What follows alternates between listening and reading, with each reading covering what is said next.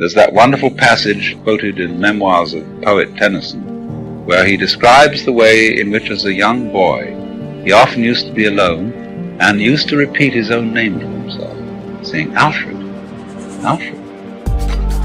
And you know, he got feeling that this thing called Alfred, this particular eye, is kind of spooky. You, look at yourself in the mirror. Don't look away, you know. A lot of people feel awkward when they look at themselves in the mirror. They don't quite want to look at themselves. Sometimes if you feel your own pulse, you feel that thing going flub, flub inside you, your finger starts to itch and you want to rub it off like that. Your own inner processes, your own gut is something clear. But if you don't turn away from that, you keep looking right into your own eyes in the mirror. And first you say, you rascal, you fraud. Then Tennyson goes on to say, after he had said this name Alfred to himself several times, got this extraordinary feeling coming over him,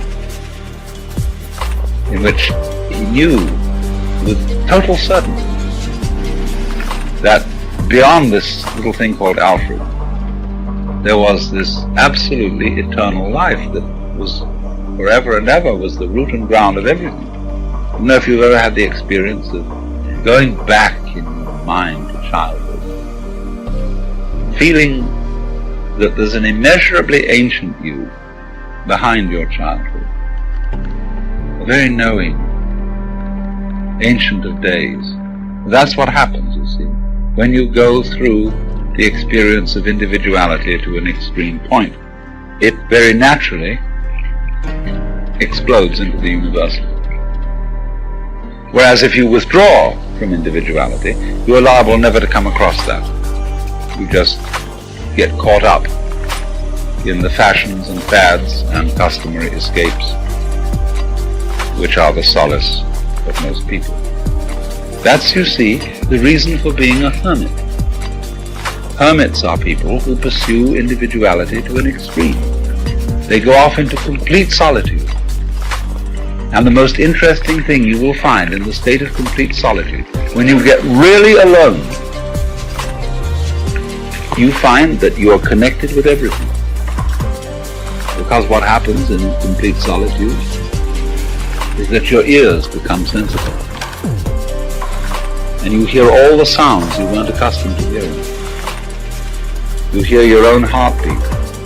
You hear the singing in your own ears. You hear the buzz of innumerable tiny insects you never paid attention to before. You hear the sound of the wind and every leaf responding to it.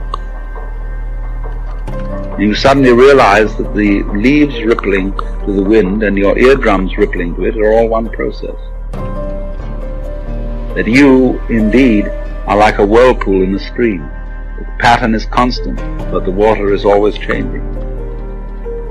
You are a shimmering manifestation like the flame of a candle, which is really a stream of gas, never for 2 minutes the same. You are a dancing vibration, and on either end of you is the whole energy of the universe flowing through what is called you and wiggling in the recognizable form and then going on, see. You are a wave waving of this energy. And we're all that, you see, it's doing that. The hermit finds this out. Because by going into complete isolation, he discovers there is no isolation. He becomes so sensitive to every tiniest vibration. And when he discovers that, then the good hermit comes back into the world. And even though he's involved in the busyness and turmoil of everyday life, he still sees this. So what is important for us to learn? We're all, most of us, involved in some kind of frantic business.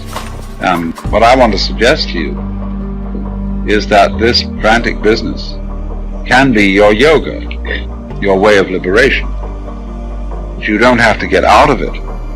You don't necessarily have to drop out, although that's important for some people. It depends whether you have the vocation to drop out or whether you have the vocation to stay in. I would not only say it would help to make your everyday life into a yoga, but that you won't really be able to stand it if you don't. It's not, as some people say, can we Westerners practice Oriental disciplines? The question is, if you can't, you're not going to survive. You won't be able to take it. So let's get to the point of view where we can see certain types of activity which are normally associated with extreme anxiety, such as various forms of business where we always worry whether we're going to make the payments, whether we're going to make the profit, whether we're going to do this, that, and the other. And day to day there's this constant anxiety going on. Now there is a point of view from which those activities can be conducted as complete play and dancing. When you realize that you don't give a damn how it comes out. And it's only when you get to the point that you don't give a damn that you can afford to do these sort of things at all.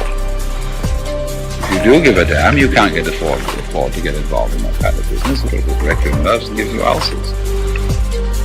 So it's terribly important not to give a damn.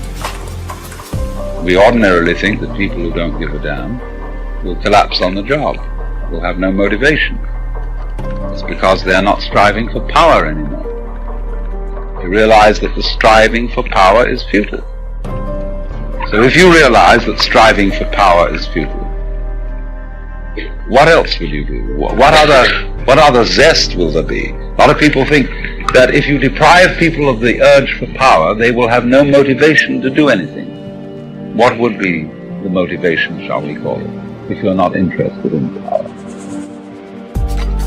Why would you do anything? Why would you make any effort if it isn't that you want to control things?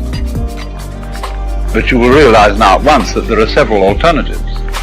There isn't only the fun, which is one of them, but there is also compassion, where you see a lot of human beings are really suffering. And you can feel now goodness, that's not necessary. You don't have to do it that way. And this may supply a great deal of energy, you see.